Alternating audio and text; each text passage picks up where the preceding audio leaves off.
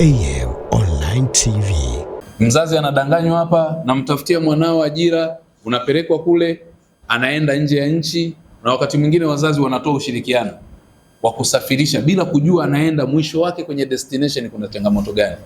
Anaenda kule, anajua alikuwa anaenda kusoma au kupata ajira nzuri, anaishia kwenye ukahaba. Serikali ya Dr. Samia Suluhu Hassan na Dr. Hussein Mwinyi wameliona muhimu wa kuwa na hii secretariat.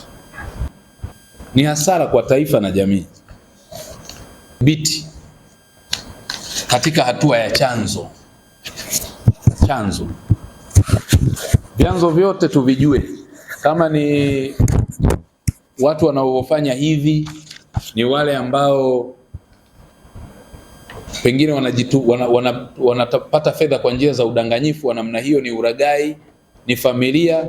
Tudhibiti vyanzo vyote ambavyo mmeshavibaini, na kwa sababu mna uzoefu tayari, mmeshadhibiti watu 60, si ndio? Na 38 mmewarudisha nchini waliokuwa kwenye nchi mbalimbali huko nje. Tafsiri yake tayari mnajua vyanzo. Niwaombe sana tuondoe rushwa muhali.